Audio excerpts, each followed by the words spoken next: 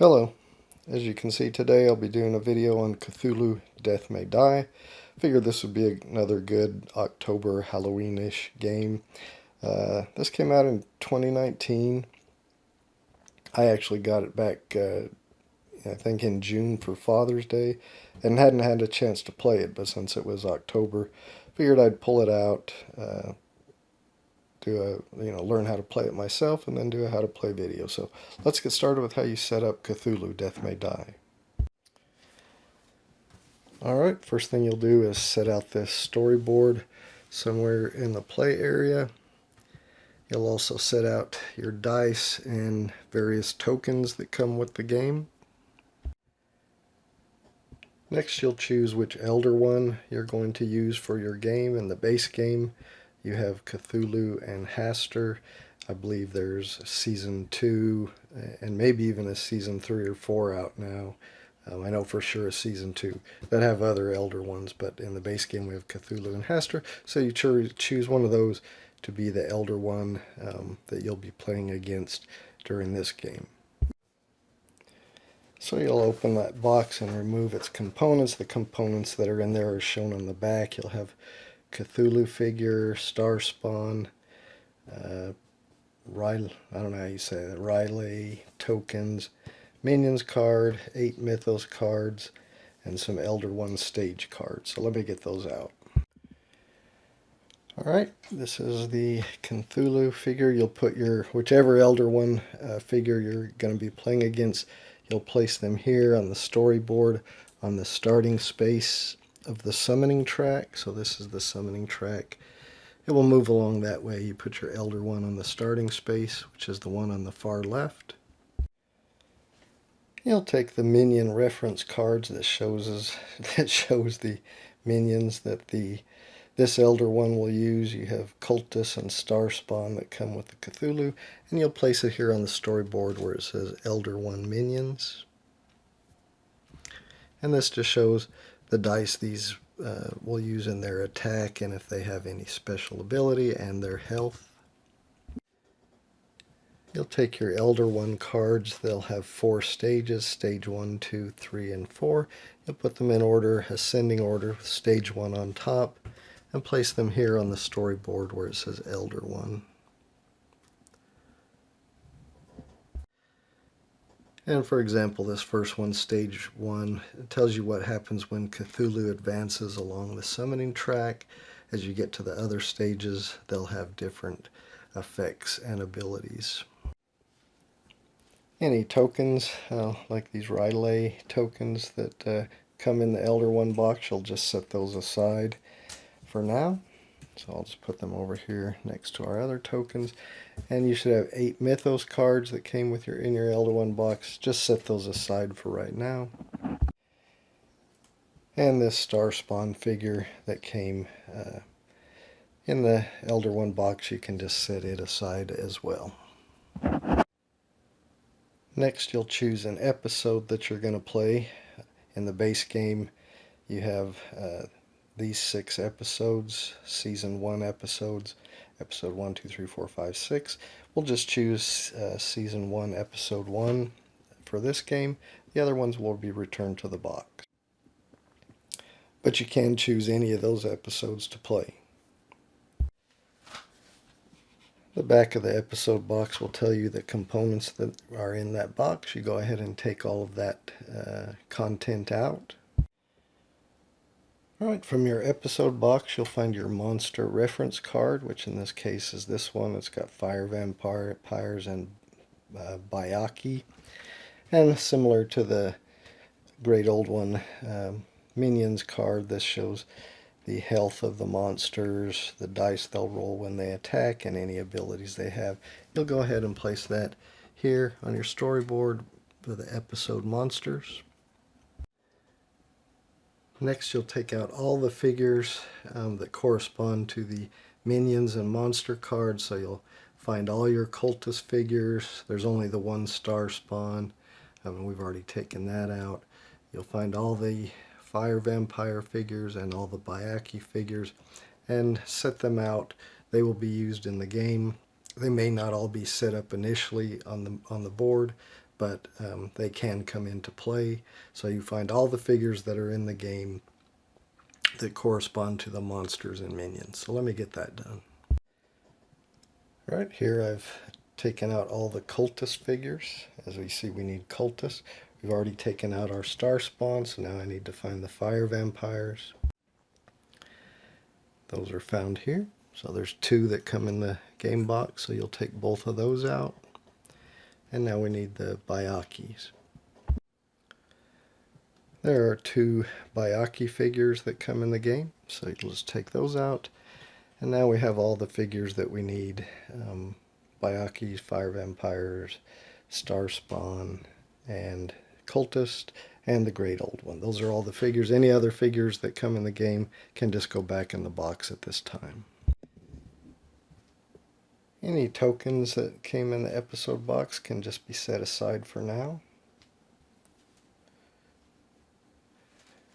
There should have been 8 Mythos cards that came in the episode box. You'll go ahead and shuffle those with the 8 Mythos cards that came in the Great Old One box, forming 1 Mythos card deck. Once that's shuffled, you should have a 16 card Mythos deck, and you can just set that aside for now. Next, you'll take the Discovery cards that were found in the episode box, shuffle those up, and then you'll just set those aside somewhere where the players will be able to draw from that deck.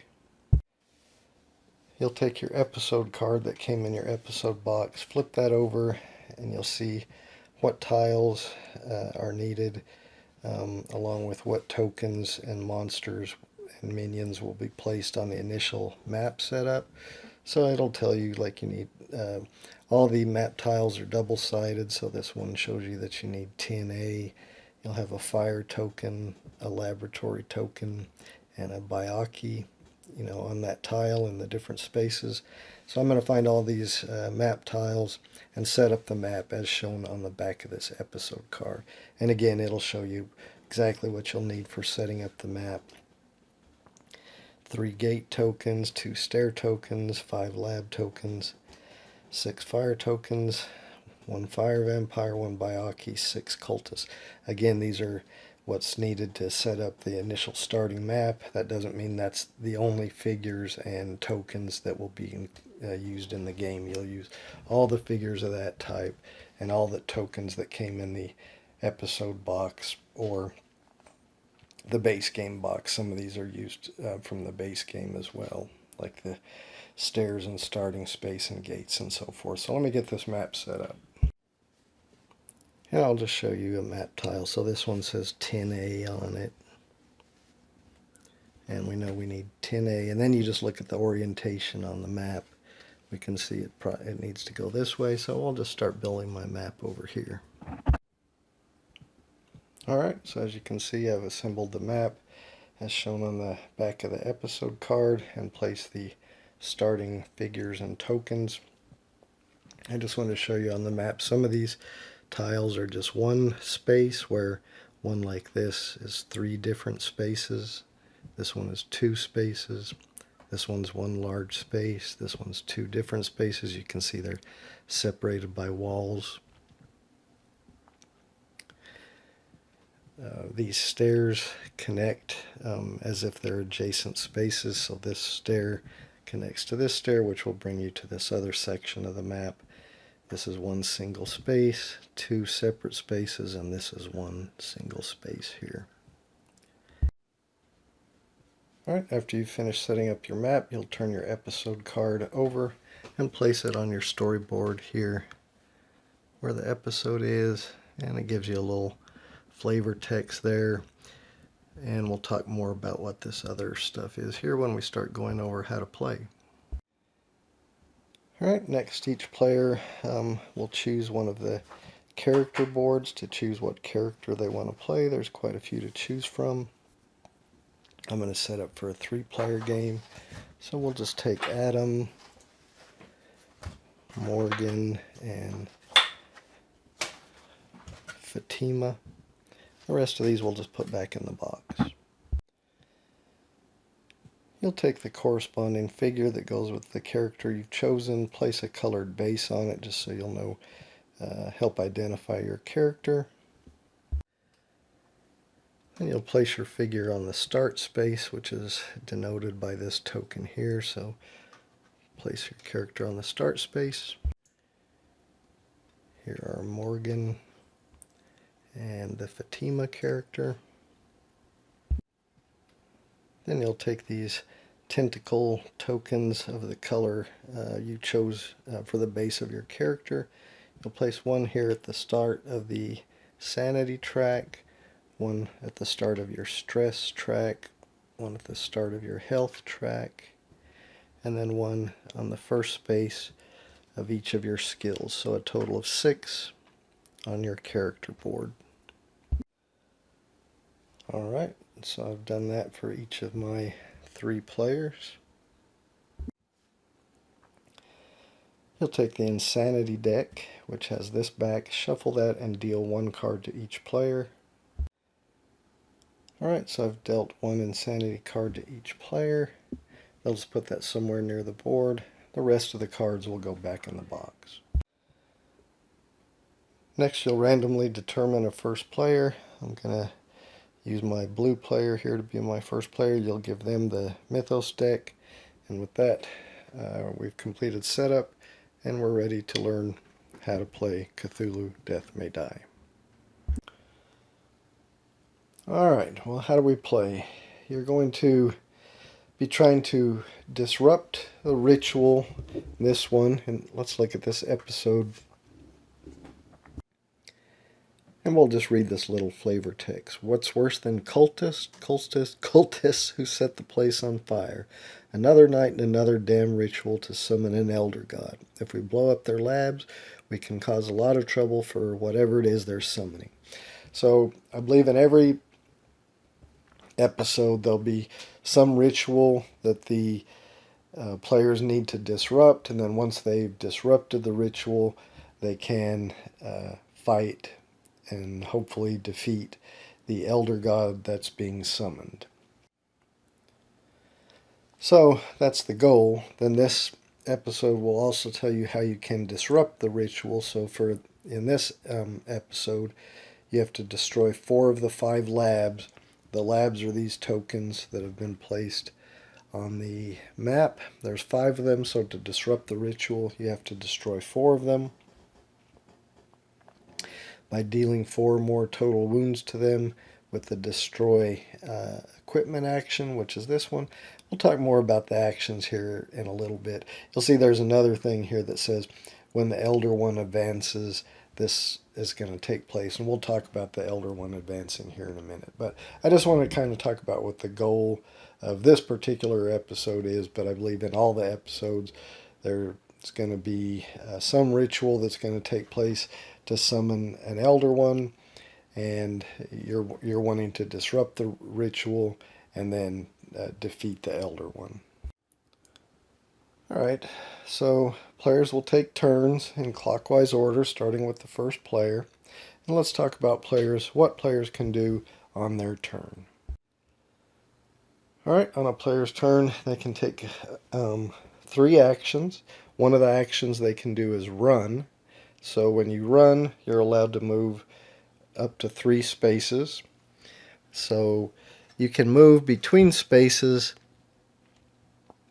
if there are arrows. You see these doorways and there's 1 arrow going each way, then that means you can pass through that passage or that doorway. So here there's 2 arrows both pointing at each other, so you know you can pass through that. So you can do that through any doorway that has that. Now if you'll see, like over here going off the edge of the board, there's not an arrow coming the other way, so you cannot go through or exit through that doorway. I think in the rules they call it a passage and not a doorway, but as long as there's 2 arrows going, pointing at each other, then you can pass through that passage. So again, here you can pass through here to here. You can't come off of this way. So going back to the action run, you can move up to 3 spaces. So you could go 1, 2, 3. Now, you can move through spaces with enemies, but when it's your turn and you're moving, any spaces you move through with enemies, those enemies will follow you to wherever you finally stop your movement. And that will happen even if another investigator was in here and you moved, say you were just going to move 3, or you were going to move 3 like you can with a run.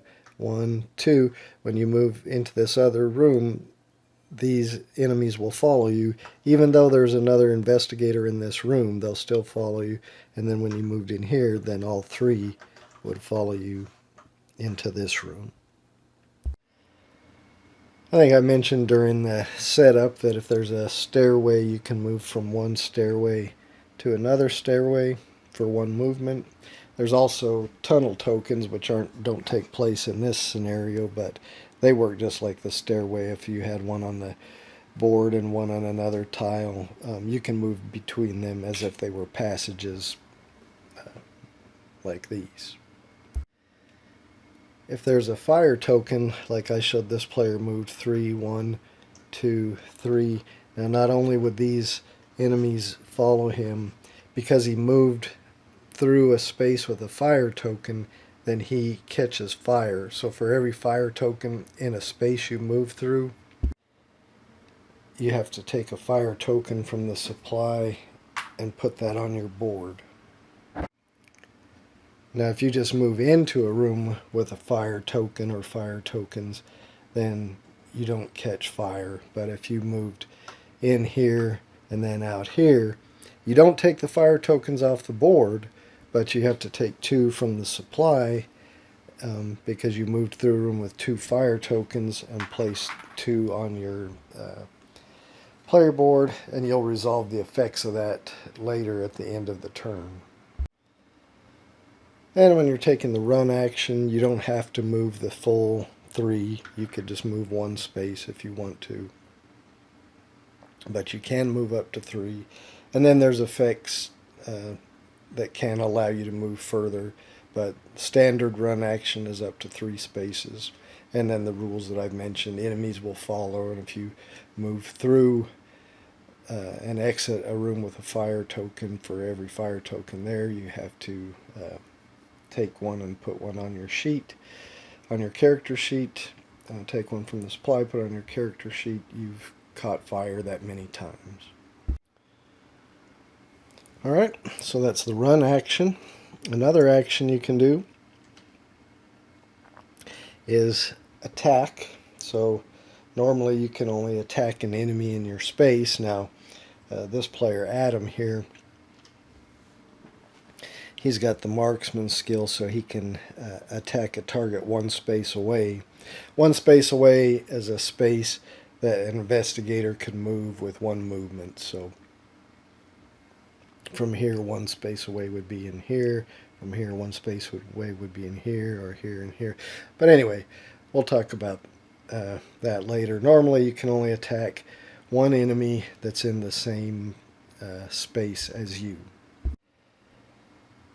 So when you attack, actually pretty much when you make any roll, normally you will roll the 3 black dice.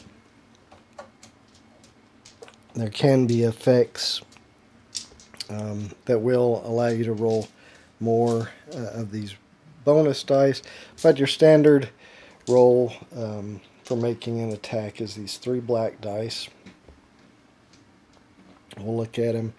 The exclamation point there, that's a success or a hit. This one is a success, but it also has the tentacles, which if you roll that makes you lose sanity. When you lose sanity, you move up 1 on your sanity track. Blank does nothing. That one's just a tentacle. That's not a success or a hit, but you do have to lose 1 sanity, which increases, again, your marker on your sanity track. The Elder Sign result does nothing unless you have a skill or an ability or effect that makes it do something for you. Like Fatima here says, when making any roll, you may count 1 elder sign as a success. So she has an ability that makes one elder sign a success. And I think that's it. So I'm just going to use this like little horror dice roller thing that I've made in the past. But we'll roll. And so that would be two successes and one tentacle, which would make me, or the player making the attack, lose sanity. Now, when you're making an attack, if there's more than one enemy in the space that you're attacking, before you roll, you have to determine and point out which enemy you're attacking. So if this player had said he's attacking this cultist and made this roll, he would have got two successes or two hits against the enemy. If you look at cultists, they only have 2 health, so that would kill that cultist and they would just remove them from the board. But they would then have to lose 1 sanity, so they would move their sanity marker up 1 space on the sanity track. Let's talk about the sanity track since we're talking about moving up on it. You'll see that some of these spaces have these darker kind of swirled sections. Those are insanity thresholds. So when you reach an insanity threshold, when any effect causes you to lose sanity, you advance your marker up and you reach a threshold. You then have to take the effects of that, which the first effect is you have to activate your insanity card. So for this player, when they have to activate their insanity card, they take 1 stress for every other figure in their space, enemy or investigator. So at this point, he would have 1 other enemy in his space, or 1 other figure in his space. So he would have to take 1 stress, so he would increase stress by 1. And then it says, if you are alone, heal all of your stress instead. So if he reached a threshold and he activated that and he had no other figures, enemies or investigators, then he would get to heal all of his stress or move his marker all the way back to the left. All right, so that's the first thing. When you reach a insanity threshold, you activate your insanity card. And after you've done that and taken any effect from that, you do get something good out of it. You get to level up 1 of your skills. So each investigator has 3 skills. The top one is unique to each investigator, and the bottom 2 other investigators may or may not have that. You know, see, like Morgan has swiftness, and Fatima also has swiftness. But the top skill is unique to the investigator.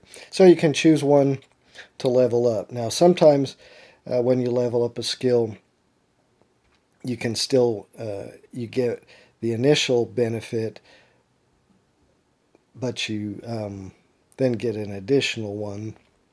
So like if you level up here, when you run, you may move 1 additional space. You still keep that, and you also have 1 free run action each turn.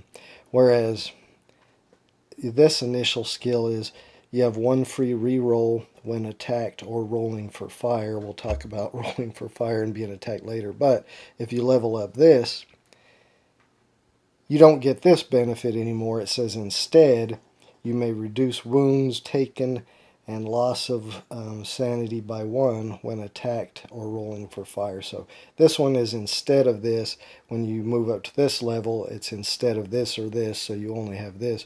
Where this one, you continue. If it doesn't say instead, then you continue to have the benefits from before it, plus whatever you're on. So anyway, when you reach an insanity threshold, you activate your insanity card, take whatever good or bad comes from that, and then you get to level up 1 of your skills. You see some of these thresholds have an icon that matches these bonus dice. So once your sanity icon has reached this level, this threshold, then every time you make a roll, you get to roll the 3 black dice, and you get to add 1 bonus dice. And these bonus dice have no tentacles on them, so they're better. They only have, successes or elder signs, no tentacles. You'll see there's another one up here, one up here, one up here. So if you reach this threshold, every time you make a roll for anything, you'll be rolling your 3 regular black dice plus 4 additional green dice, bonus dice. Now the bad thing is once your marker reaches the skull, then you've gone insane and you're eliminated. And we'll talk about death of an investigator later, but if your marker goes all the way to the top there of the insanity track or the sanity track, then you're eliminated from the game, and it could mean the end of the game, and we'll talk about that later. But that's the sanity track. Now, since we're talking about attacking, and when you make an attack, you roll your dice, and we've mentioned stress, like moving up the stress track from his insanity card, but stress, you can, anytime you make a roll, you can spend a stress to re-roll 1 die. So if you rolled that and you got a blank, you could spend 1 stress and decide you're going to re-roll that blank. And oh, that would have been even better, 3 successes. Though it only takes 2 successes to kill a cultist. And if you said you're attacking this cultist and you got 3 successes, you can't apply 2 to this one and then another one to this one. No, you only apply hits to the target you're attacking. So even if you get more successes than necessary, they don't spill over onto the other target, another target in there. Now, if you don't get enough successes to kill the target, then you put wound tokens next to their base. So if we had only got, just say we had only managed to roll 1 success here and we were attacking this cultist, then we do 1 wound to it. Well, we know it takes 2 wounds to kill it. We only did 1. So you take a wound token. They have wound tokens that are value 3 or these ones, and you would just put it next to his base. So then the next time that cultist took an additional wound, then he would be removed from the board. And you do that with any enemy type that you're attacking. If you don't do enough wounds to it, then you just put, like the star spawn takes 7 wounds to eliminate it. The fire vampires take 4. So if you don't do enough damage to eliminate it, then you just put wound tokens on it to mark how many wounds it does have. And you can do the same action more than once. So I mentioned you get 3 actions. You can do the same action all 3 times. So if you're attacking, you don't do enough damage to kill it with your first attack and you've got more actions left, you can attack again to do more damage to it. Alright, so that is a second type of action you can take, which is attack. Let's talk about another action you can take, which is rest. You can only do a rest in a safe space, so that is a space with no enemies. Now it can have a fire token in it, but it can't have any enemies. So if this player was in this space, there's no enemies in that space, so on his turn, he could do a rest action. So when you do a rest action, that allows you to heal stress and or wounds, or a combination of both. So we haven't talked about a player taking wounds yet, but maybe if this player had used 4 stress and had taken a couple of wounds, and they do the rest action, they can heal up to 3 stress or wounds, or a combination. So maybe he takes a rest action and he heals 2 stress and 1 wound. You'll take wounds by enemy attacks or other effects. If similar to sanity, if your wound marker ever reaches the skull at the end of the track, then your investigator is dead and you are out of the game, and that could end the game for everybody, maybe, depending on what's happened so far. We'll talk more about that in a bit. But Anyway, the rest action, you can heal, as long as you're not already dead, you can heal wounds or stress or a combination up to 3 points every time you take the rest action. And just like the other actions, you could do them more than once. So if you've got 3 actions, you could, and you're in a safe space, you could rest 2 or 3 times in a row if you needed to. When we were talking about stress, I know I mentioned you can spend a stress to re-roll a die. You can do that as many times as you want, as long as you have stress to spend. So if you spent a stress to re-roll, then didn't really get what you wanted, you could spend another stress to re-roll. As long as you have stress to spend, you can keep doing that. Once you don't have stress to spend, then until you rest to lower it, you can't spend any more stress. Now, resting does heal wounds and stress. There is not any way to heal your sanity, so that steadily ticks up, and again, if it reaches the end, then you go insane, and that will eliminate your character, and unfortunately, there's no way to heal that currently. And when I say currently, I mean at least in the base game that I have, there's no way to heal sanity. I don't know if in another expansion or one of the other seasons that they've implemented a way to do that, but here in the base game there is not. Okay, another action you can take is the trade action. The trade action allows you and any other investigators in your space to trade items or companions. You'll get those from these discovery cards, and it could be you could get items or companions. But anyway, if you do the trade action, then any of the players in the space are allowed to trade amongst each other items or companions. Alright, those are the basic actions that a player can do. Run, where they can move up to 3 spaces. Attack, where they can attack one enemy in their space. Rest, where if you're in a safe space you can rest and heal up to 3 stress or wounds or combination. Or trading items or companions with other players in your space. Then there are episode actions. So if we look at this episode card, it has 2 other actions that a players can take. So one is extinguish fire. They make a roll. Again, when you make a roll, you roll your 3 basic black dice. You remove, or unless you've got bonus dice from skills or from going up the sanity track, then you'll also get to roll your bonus dice. Then you can remove 1 fire token in your space for each success. So that's another type of action you can take on your turn. And then there's the destroy equipment, which is you make a roll against a lab in your space. So remember, to disrupt the ritual, which is the goal that you have, or one of the goals you have after you disrupt the ritual, then you want to destroy or fight and kill the Elder One. But in this mission or episode, you want to destroy 4 of the 5 labs that are on the map, and to do that you use a destroy equipment action. So you make a roll against a lab in your space. This doesn't count as an attack. So in other words, you can't do an attack against a lab. The only way you can damage the lab is to do a destroy equipment action when you're in the space with it.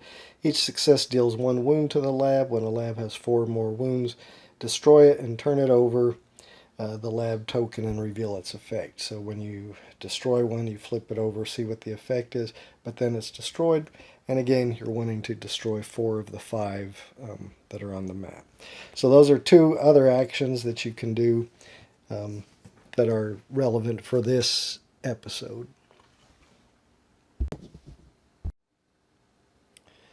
All right, well, that covers all the possible actions.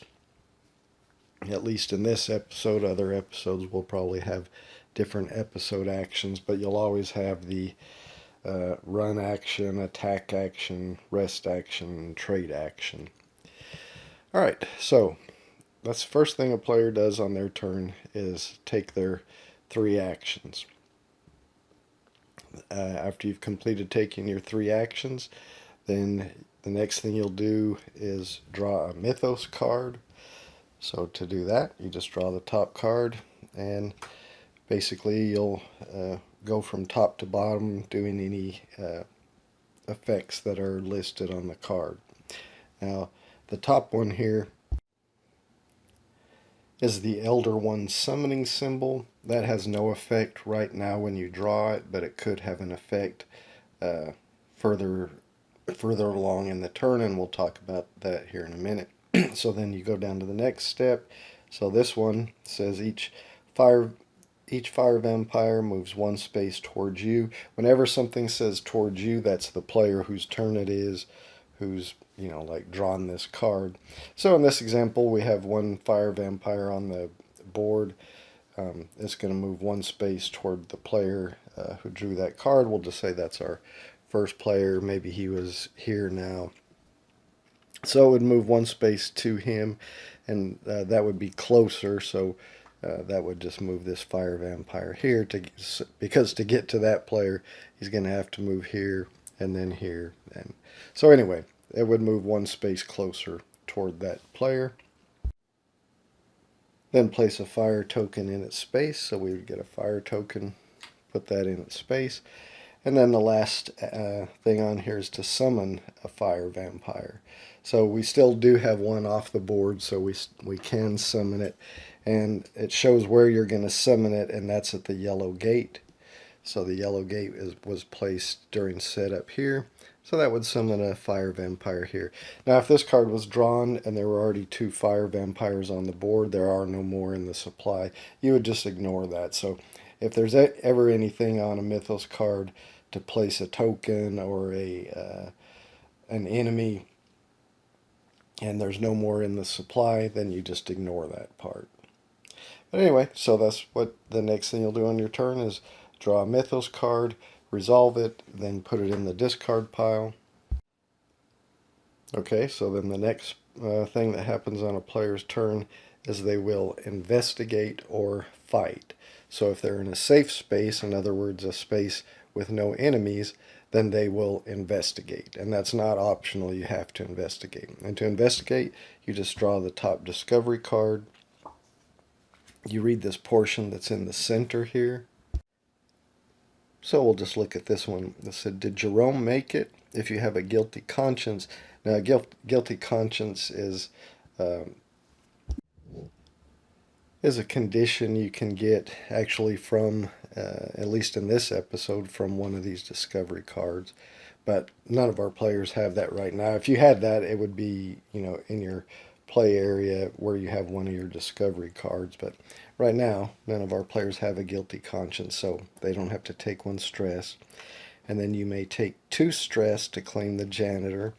And if we look at the janitor, he's a companion. And while you have him, you gain 1 level of toughness. Now, whenever something says you gain 1 level of it, if it's a skill you already have, like for instance this player, Adam, he already has the toughness skill on his sheet. So if he gains 1 level of toughness, he would get to level that up. If, for instance, Fatima had taken Ralph and would gain 1 level of toughness, that's not one of her current skills. So she would just get in these skill tokens and find the toughness one, and it tells you what that ability is, and then just put that in her play area, and then she would have level 1 of toughness. But if it's one you already have, then you can just level it up. Alright, so back to the card. So you can take 2 stress, and of course taking 2 stress, you would move up your stress track. If you were already all the way up the stress track, or maybe here, and couldn't take 2 stress, then obviously you couldn't do that to claim the janitor. It says, or take 1 stress to claim the ammonia. The ammonia is an item. You may discard this card and bleach card, so you would also have to have the bleach item to deal 6 wounds to all figures, either to your space, including you, or an adjacent space. So here you have a choice. You can try to take Ralph or the ammonia. one thing about companions is you'll notice they have a health level on them, like this one's just health level 1. So if you decided to take 2 stress to claim Ralph the janitor as a companion, then whenever you take a wound, you could instead apply it to Ralph. Then when he takes the wounds, then he would be eliminated. You wouldn't have him anymore, so you would just discard this card. But it does allow you, to let your companion take some wounds for you instead of you. And of course, if you lost Ralph, then you would no longer gain the benefit from Ralph.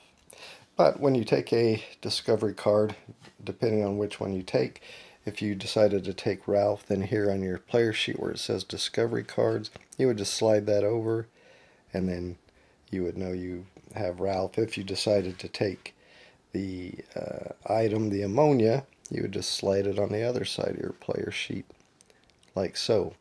And there's no limit to how many discovery cards you can have, so if you got another one that was on the left side, you would just slide it so it stuck out over here. And earlier I mentioned when a player does a trade action, they can trade an item or a companion. So if you do trade an item or a companion, the player that takes it has to use the same side that you had. So if you had the ammonia item and you traded it to Fatima, she could not take this card and then decide she's going to have Ralph. She would have to take the ammonia. All right.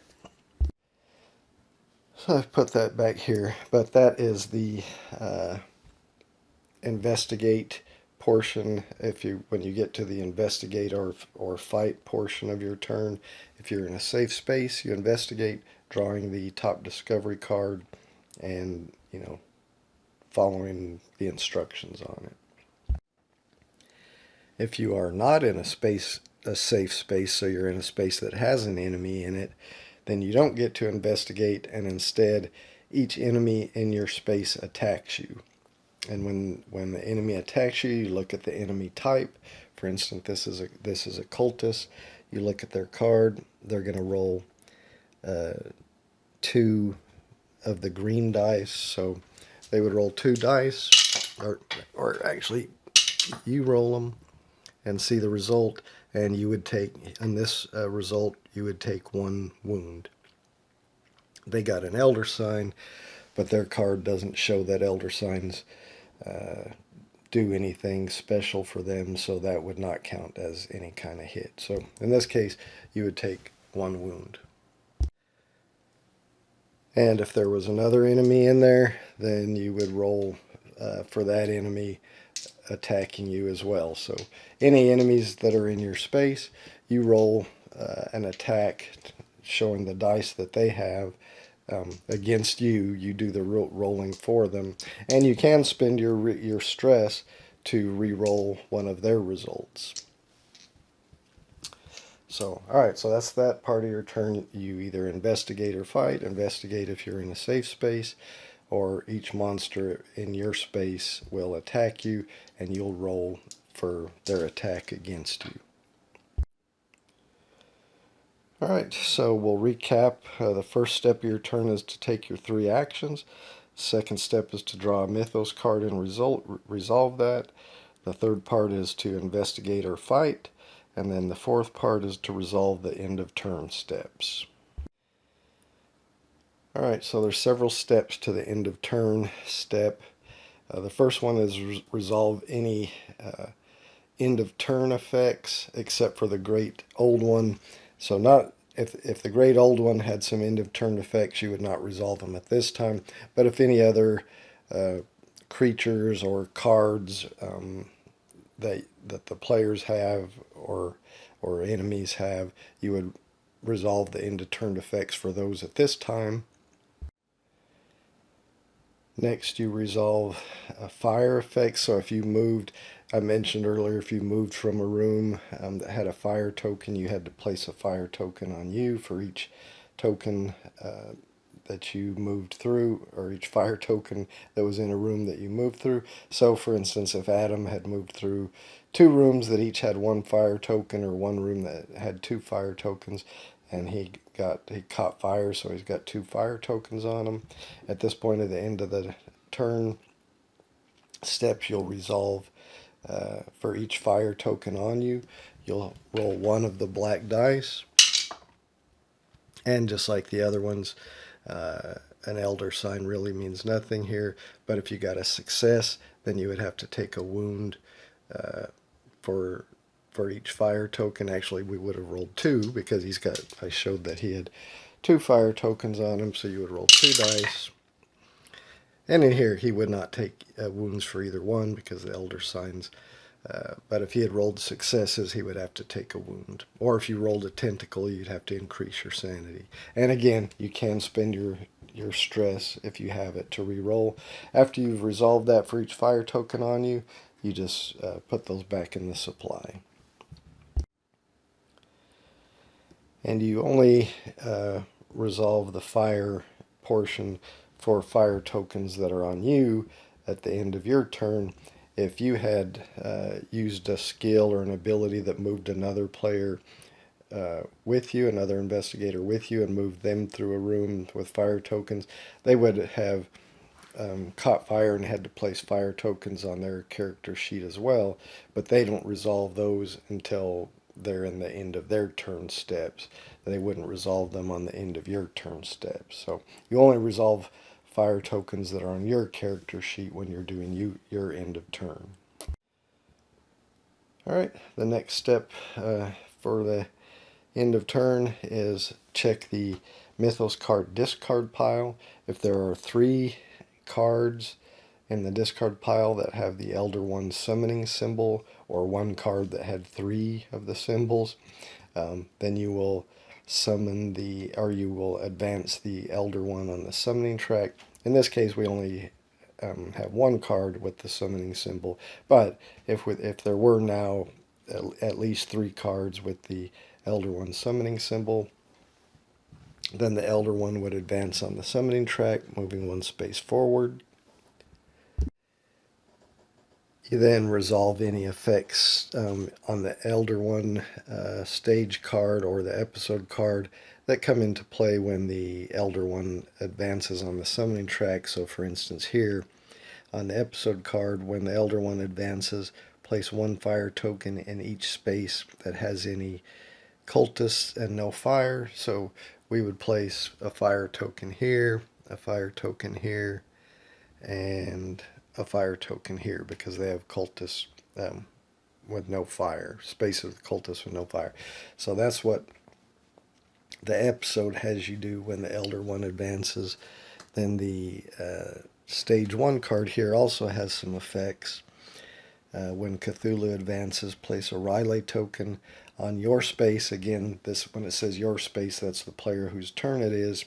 So you would take one of these tokens and place it here since it's this player's turn. If there's already a token there, put it in the nearest space that doesn't have one. Summon a cultist on each Riley space. So here at the beginning of the game, there's only one, the one we just placed, and now we would have to summon a cultist there. And then move the star spawn 1 space towards you. If the star spawn is not on the board, summon it on the blue gate. Well, we don't have the star spawn on the board currently, but now, because we've done that, we would summon it where the blue gate is, which is right here. If it was already on the board, then we would have moved it 1 space toward him, which would have moved it into this room. There's no limit to the number of enemies or figures that can be in a space. They can get pretty crowded, and you just have to put them off to the side of the board. But anyway, that's what this card says you do when the Elder One advances.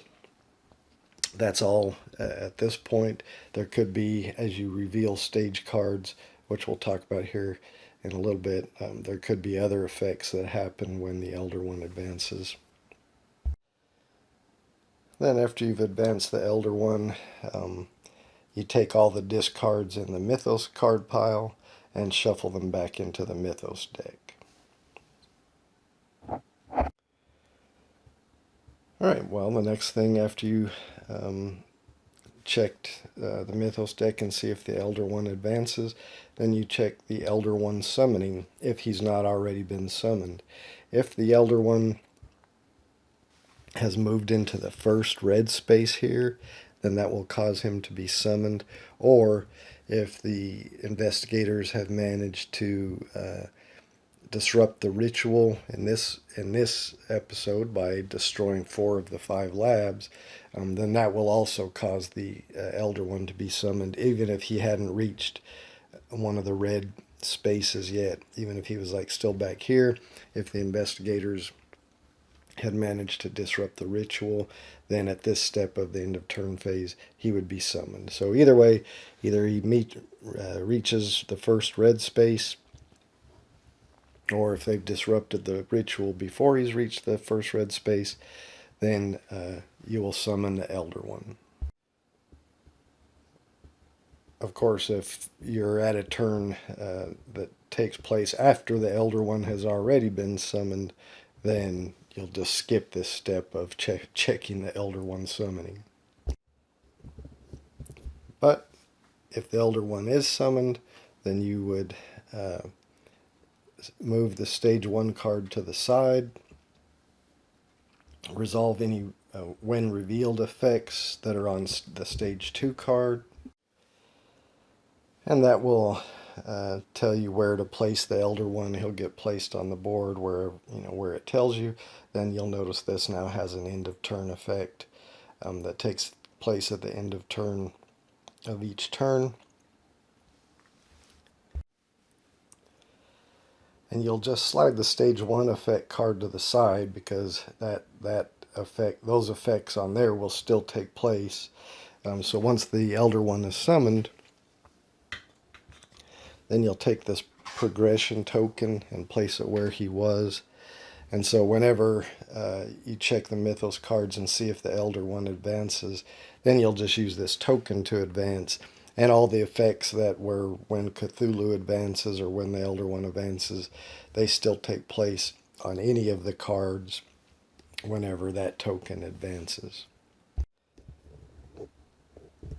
And then the last thing you'll do at the end of turn is any Elder One end of turn effects. So if the Elder One is still on stage 1, like in this case, then there are no end of turn effects. But if the Elder One has been summoned and you're at stage 2, then you'll see there is an end of turn effect. I'm trying not to show exactly what the details are there, because I don't want to do any spoilers, but I guess you could stop and read it if you wanted to. But anyway, so at this point you do any Elder One end of turn effects. Remember, I said at the beginning of the end of turn portion, you do any end of turn effects that are on other cards that may be on monsters, minions, or player cards, not the Elder One end of turn effects. You do those at the final step of the end of turn steps.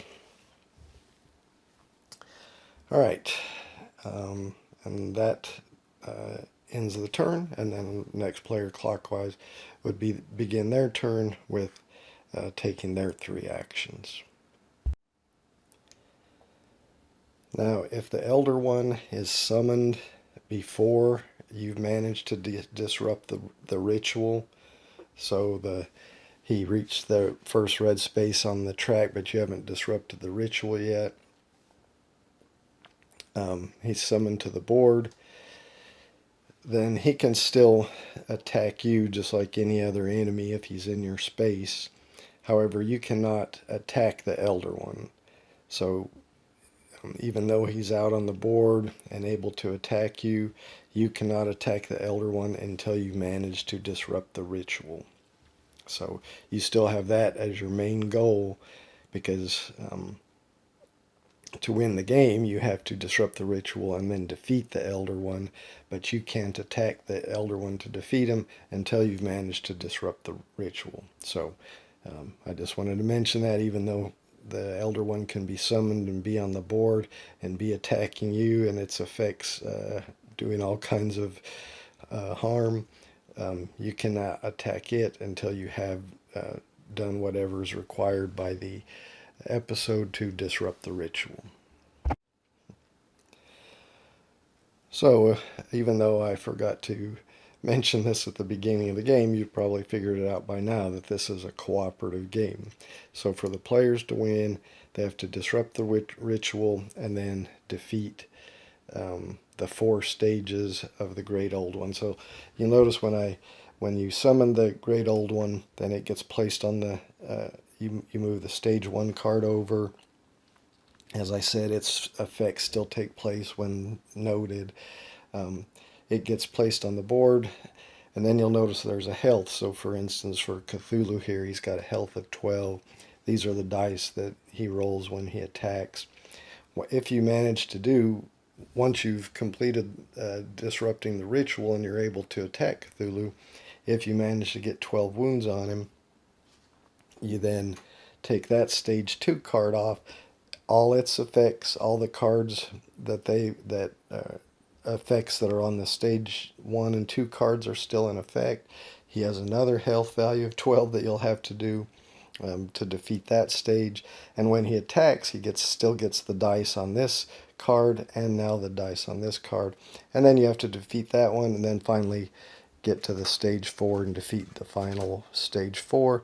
If you manage to defeat the stage 4 card of the Great Old One, then you'll win the game. You'll lose the game if an investigator dies from either sanity or wounds before the Great Old One is summoned. So if before the Great Old One is summoned, any of the investigator dies from sanity or wounds, then everybody just loses at that point. If an investigator dies after the Great Old One was summoned, then the other investigators can still continue to play and try to defeat the Great Old One.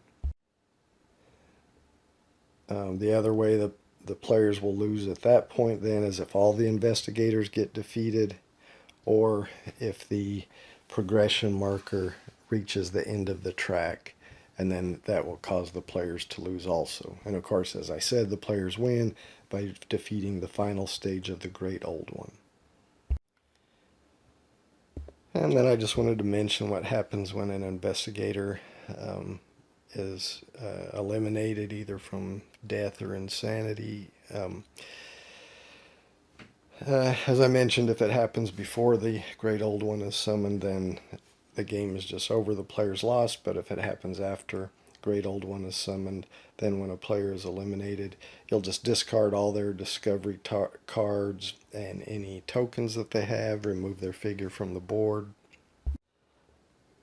If an investigator dies on their turn, you skip any remaining portion of their turn, except for you go ahead and skip ahead to the check mythos discard pile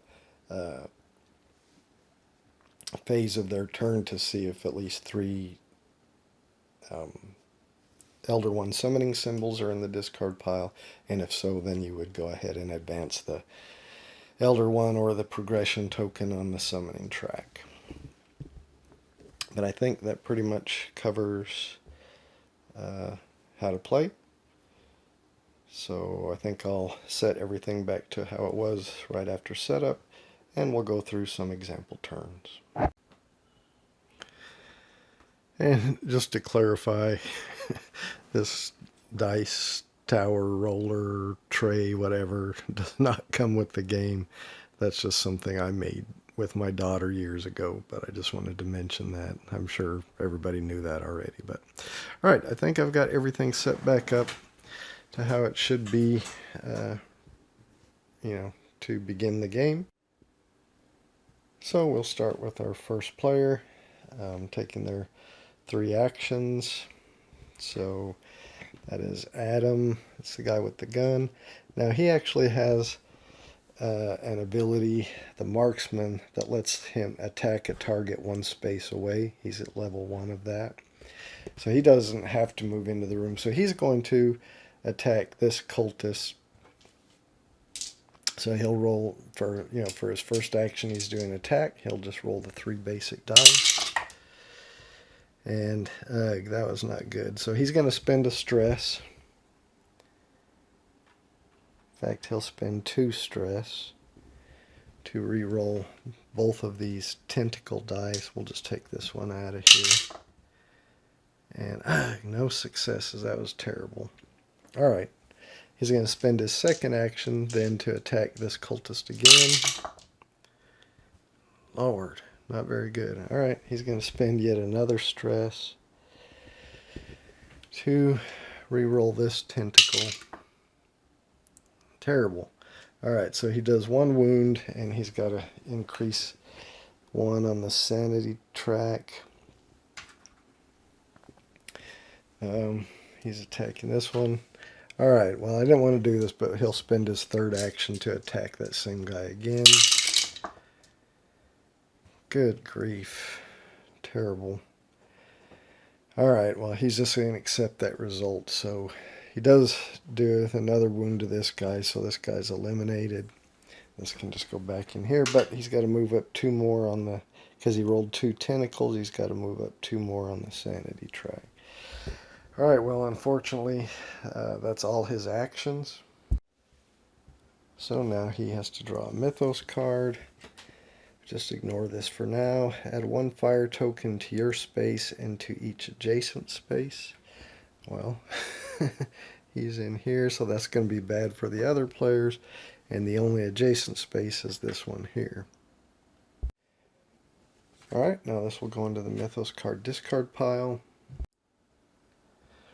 Alright, now he needs to investigate or fight. He's in a safe space, so he can investigate, so he'll draw the top discovery card. The professor, he asked me to help. I'm not in trouble, am I? The student holds a beaker.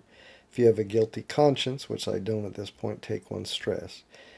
You may take 2 stress to claim either the grad student or the beaker. So the grad student gives me 2 extra dice when I'm extinguishing fire. Or the beaker, you may discard this card to deal wounds to all labs and figures either in your space, including you, or an adjacent space. Each target takes wounds equal to the number of fire tokens in their space. Well, unfortunately, I cannot take 2 stress. So I'm not able to take this card, so it will just get discarded. I would have liked to have had that grad student. This is not starting out well. Alright. Resolve end of turn effects. There is no current end of turn effects. Resolve fire. Adam is not on fire. Check the Mythos discard pile. There's only 1 Elder One summoning symbol, so we don't advance on the summoning track. Check Elder One summoning. He's not summoned. And finally, any Elder One end of turn effects, and there are none at this time. So that is going to end Adam's turn. We'll come on over here to Fatima. Alright, for Fatima's first action, she's going to try to do this extinguish fire. Make a roll, remove 1 fire token in your space for each success. So, she'll make a roll with the 3 black dice. And she does get 1 success and 1 tentacle. So she'll take the success, so that extinguishes this fire token. But she does have to move up 1 on the sanity track. Alright, so that's her first action, was to extinguish the fire. For her second action, she's going to move, she'll move 1, 2. This enemy will follow her now, so she's going to move in here. Because she moved through this space that had a fire token, she's got to catch fire, so she'll take a fire token and put her on herself. Alright, she has 1 more action. For her third action, she's going to attack this cultist, so she'll just roll her 3 die, and she gets 1. This counts as a success for her because she has Arcane Mastery. When making any roll, you may count 1 Elder Sign as a success. So that gives her 2 successes, so she eliminates this cultist. Alright, that's her 3 actions. Next, she will draw a Mythos card. It does have a Elder One summoning, which won't matter now, but it could later. Each investigator in a relay space. Well, there's no relay tokens out now, so nobody's going to lose any sanity. And that is all that there is on that Mythos card. Alright, now she's got to investigate or fight. She is in a safe space. There's no enemies, so she will investigate. So she gets this card.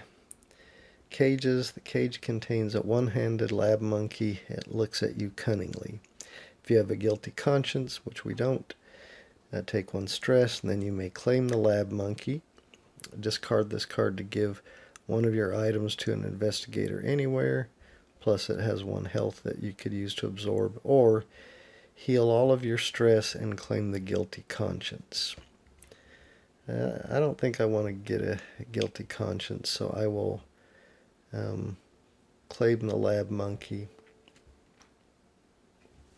Alright, so I'll just slide this under my sheet here. So I could use that for its ability at some point, or use it to take a wound for me if I want to at some point. Alright, that is my investigator fight. And I don't know if I showed this on the cards. It shows on your turn you take the 3 actions, draw a Mythos card, investigator fight, and then resolve end of turn. Okay, there are no current end of turn effects, so next we resolve fire. She does have 1 fire token on her. So she will have to roll 1 of the dice. It's a tentacle, so it doesn't do a wound, but it is going to advance on her sanity. Now I could use a stress to re-roll that, but I'm not. And now this is removed. Alright. Now we check the Mythos discard pile to see if there's 3 Elder One summoning symbols. There's not. There's currently just 2. So we check Elder One summoning. It's not going to be summoned. And then in any Elder One end of turn effects, there are none currently, so that is going to end Fatima's turn. Now we move on to Morgan. Alright, Morgan. Oh, and we could have used Fatima's power, I forgot, but she has a power. You may put the first Mythos card you draw each turn at the bottom of the deck and draw again, and if you do, heal 2 stress. She didn't really have any stress, and that wasn't too bad a card anyway, so it didn't matter. But I just wanted to mention that. Alright, Morgan is going to move 1, 2, 3, and then he has swiftness. When you run, you may move 1 additional space, so he can move 4. So he's going to move into here. Now this enemy is going to follow him, and he moved through 2 spaces with fire, so he's got to take 2 fire tokens. He cut fire twice. Alright, he's going to, because now he's in a space with a lab, he's going to do the destroy equipment action, so he's going to make a roll against a lab in his space, and for each success he deals 1 wound. It takes 4 wounds to destroy it. So this will be his second action. He got 2 successes, so we'll take 2 wound tokens and place them on that lab. And he still has 1 more action. Now he could attack the lab again using the destroy equipment action, but because those cultists are going to end up attacking him in the fight or investigator fight, he's going to try to get rid of 1 of those cultists. So for his third action, he's going to attack this cultist here. And he's going to spend, he got 1 success, he's going to spend 2 stress and re-roll both of those other dice. He's going to re-roll both of these. So we'll just move this one in the corner here. Ugh. Alright, so he's got to take 2. Well, he does 1 wound to the cultist, so we'll put 1 wound there so we know it has 1 wound. Then he rolled 2 tentacles, so he's got to move up 2 on the sanity. And unfortunately, that's his last action. Now, he could spend some more stress, but he's not going to do it at this point. So that is all three of his actions. So now he has to draw a Mythos card. So he will draw this one. Monsters in the labs. Each fire vampire and Bayaki move one space towards you. Well, there's only one fire vampire, so to move one space towards him, it has to move here. And this Bayaki will move here. So now they've moved one space towards him. Now we summon a vampire on the yellow, which is here, and we summon a Bayaki to the blue, which is here. Alright, this will now go into the Mythos card discard pile. Now we get to the investigator fight. Well, he can't investigate because he's not in a safe space, so he has to fight. So now each of these cultists will attack him.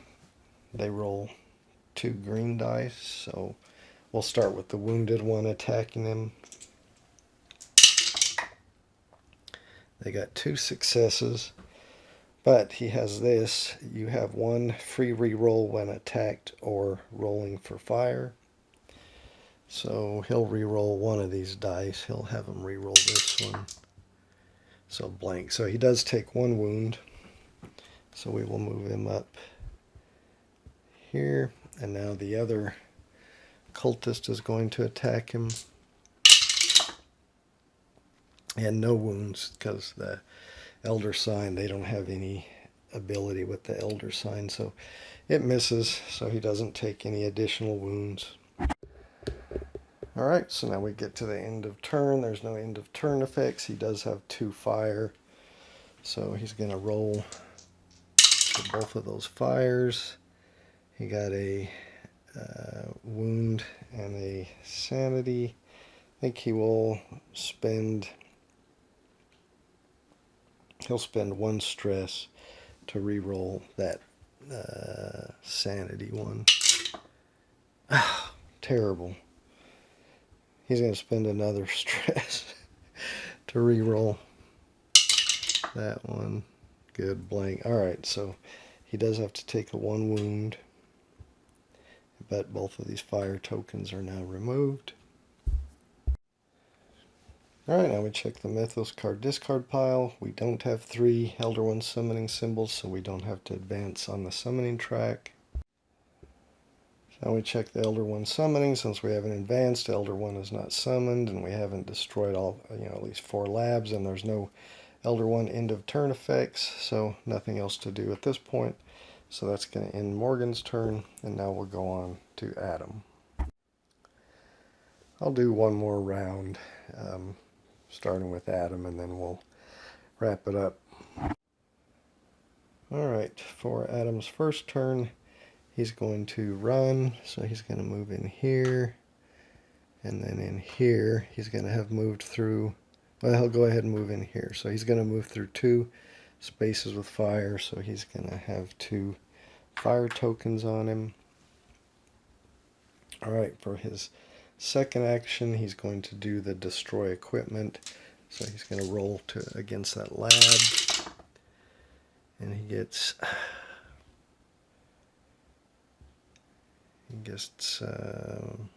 well, he's going to spend a stress to re-roll that tentacle. Good, so we got 2 successes, so he'll put 2 wounds on that lab. And then with his third action, he's going to attack that cultist in his space. And he does get 2 wounds, which is enough to eliminate that cultist. Alright, that's all 3 of his actions, so now he's going to draw a Mythos card. The thing that should not be, if Cthulhu is on the board, each investigator loses 1 sanity. He's not. If Cthulhu is on the track, each investigator takes 2 stress. For every stress you cannot take 1 wound instead. Well, he is fully maxed out on stress, so he can't take the 2 stress. So he's going to have to take 2 wounds, unfortunately. And this is each investigator, so Fatima's going to have to take 2 stress, and Morgan can't take 2 stress, so he's going to have to take 2 wounds. Uh-oh, he's dangerously close to dying. This is not good. This game could be ending real quick if Morgan takes any more wounds. Alright, so that's going to be the draw Mythos card. Now we go to investigate or fight. He's in a safe space. There's no enemies, so he will investigate. Furious student. He can't hurt me anymore. I have a gun. You may take 1 wound to claim either the furious student, which you cannot have both Chester and the professor. He just will let you basically take 3 wounds. Or you can take the pistol. When attacking, gain a bonus dice. If you have the marksman skill, gain 2. So that's pretty good. So I think I'll take the 1 wound to claim the pistol. But I'm... Alright, so let me slide that. Alright, end of turn effects. There are none. I do have to resolve fire. I've got 2 of them on me. This could be not good because I don't have any stress left. I gotta take 2 and a sanity. Alright, so I gotta take 2 wounds. He's dangerously close to dying too. And 1 sanity, which is gonna make me at the sanity threshold, so I have to steal at least 1 item. Steal at least 1 item, companion, or tradable episode token from any investigator in your space to heal all of your stress. If you can't heal anything, take 2 stress. Well, I can't take any 2 stress, but fortunately, it doesn't say that I take any wounds if I can't take the 2 stress. And I don't know if I mentioned this in my rules overview, but I'll mention it now. If like you were at before a threshold, and like maybe you rolled 2 tentacles, which would take you up 2 spaces, you always stop when you hit a threshold, even if what you rolled would move you beyond that. You always stop at the threshold marker. You don't move up past that until the next time you take sanity, and then you'll begin to move up again. Alright. We're not in good shape here. That was for my fire tokens, right? So now they're resolved.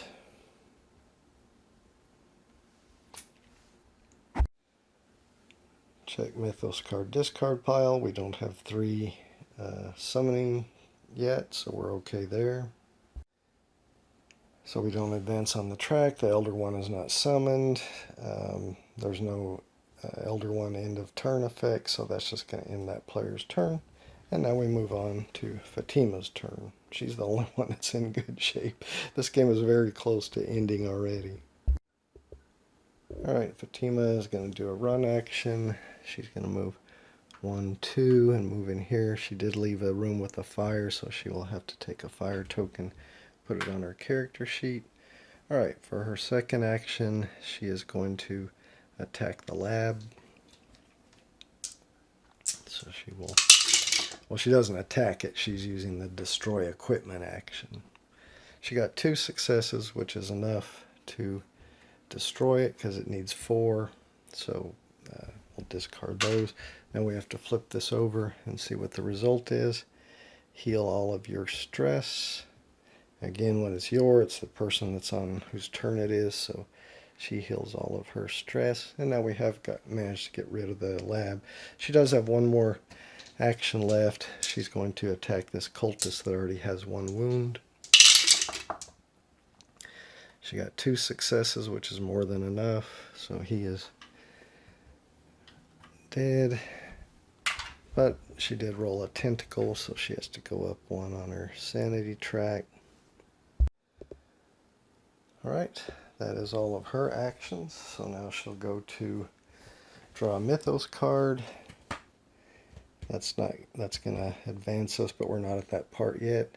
If the star spawn is on the board, each investigator in its space loses 2 sanity. Alright, but it's not on the board, so then we just summon the star spawn to the blue gate. So we'll grab him and summon him here with the Bayaki.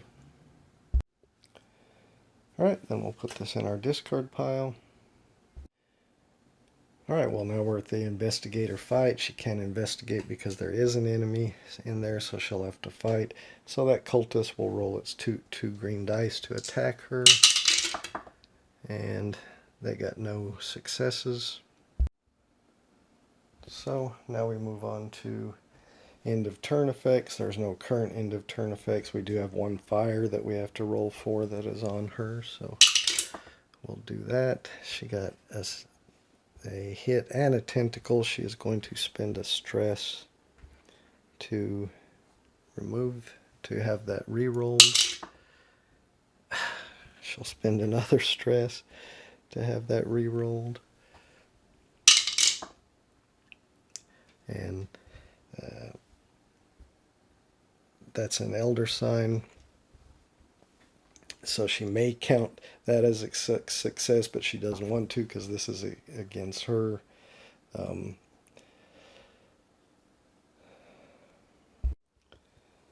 So no wounds or anything from that, so we'll just resolve that now. Now we have to check the Elder One discard pile. We do have 3 Elder One summoning, so that will advance the Elder One, which will now cause when the Elder One advances, effects to take place. So we'll place 1 fire token in each space that has any cultist and no fire, which I guess that's just this one, because the only other cultist is this one and there is a fire in there. Then we have the when Cthulhu advances here, put a Riley token on your space. So that is here. That was Fatima's turn, so it's going to go in there.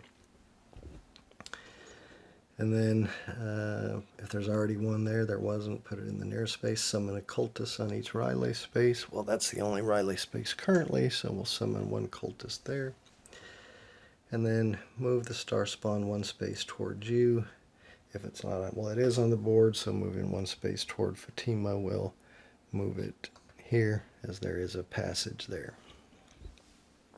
All right. We will now shuffle all these cards back into the Mythos deck, so let me do that. All right, the discards have been shuffled back into the Mythos deck. Check for Elder One summoning. Well, he's only moved up 1, so he's not summoned. We haven't destroyed all the labs and disrupted the rituals, so he's not summoned. And then we just go on to any Elder One end of turn effects, and there currently are none. So that's going to end Fatima's turn. We'll go on to Morgan's turn. We'll finish that and then we'll wrap it up. Well, Morgan's in big trouble. He would dearly love to take a rest action. Unfortunately, he's got 2 enemies in his space. So he's going to have to roll to attack them. So he's going to roll to attack this cultist. Oops, let me... Oh, good grief. He can't spend any stress to re-roll. So that's just going to have to count. So he did get 1 wound, but he got 2 tentacles. So he's going to place this 1 wound on this cultist. And then he's going to advance twice, so now he's hit his threshold. So we have to look here, take 1 stress for every other figure in your space. And he's got 3 other figures in his space. He can't take any stress, so he can't do that. If you are alone, heal all of your stress instead. So he can't take any more stress. It doesn't say he take wounds if he can't take the stress, so he just remains there where he is. All right, well, oh, you know what? We forgot. He should have got to level up one of his skills when he reached that sanity threshold, and Morgan will too. So we will we'll have him level up this skill, and Morgan, because he reached this threshold, he gets to level up 1 as well. He's going to level up his toughness. So he can reduce wounds taken and loss of sanity by 1 when attacked or rolling for fire. Alright. Well, he's only taken one action. He did an attack action. He's going to attack that guy again. Gets 2 successes, so this guy is killed. But he did get a tentacle, so he's got to move up again. And for his last action, I guess he will attack that last cultist. He gets 2 successes and 2 tentacles. Man, well, he eliminates this guy, but he's got to move up twice again on the sanity track. And he's got no actions left to rest, which he really needs now that there's no enemies in there. But unfortunately, he can't do it because he's now out of action, so he has to draw a Mythos card. Each fire vampire moves 1 space towards you, so that one, this moves, one's going to move in there where he is. This one will move here. Then place 1 fire token in their spaces, so place a fire token here and a fire token here. And then summon a fire vampire, but both are on the board, so we can't summon another one. Alright, well, investigator fight. He thought he was going to get to investigate, but now that fire vampire's moved in there, so he can't. So now the fire vampire is going to attack him. When it attacks, first place a fire token in its space, so there's going to be yet another fire token in there. And it uses 1 green and 2 black. So it's going to attack him. It got 1 success. It doesn't use any elder signs. He really can't take that, so he has this power. You may reduce wounds taken and loss of sanity by 1 when attacked. So he's going to just reduce that wound taken by 1, so he won't actually take the wound, so he survives. If he had taken another wound, we lose the game because an investigator would have been eliminated before the Elder One is summoned. But he managed to survive because he leveled up that toughness. Alright, that is the investigator fight. So now we move on to end of turn effects. He's not on fire. There's no end of turn effects. There's only 1 Elder Summoning symbol in the discard pile, so we don't advance on the summoning track. And there's no Elder One end of turn effects in place, so that's going to end his turn and would move on to Adam. But I'm going to wrap it up right there. So we're not in very good shape in this mission at all. Morgan is very close to dying and ending this game, and so is Adam. So this one's not starting off very well. The previous game that I played this same episode in Elder One, and I got close. I managed to disrupt the ritual, and I got the Elder One to the 4th stage, but I ended up losing all my investigators before I defeated the stage 4. I'm not sure from the one full game and partial game you've seen me play here. This seems like it's pretty difficult to defeat, but I don't know. I've read on some forums that they think it's too easy to defeat. So I'm not sure. For me, the first game and part of another game that I've played, it seems pretty difficult.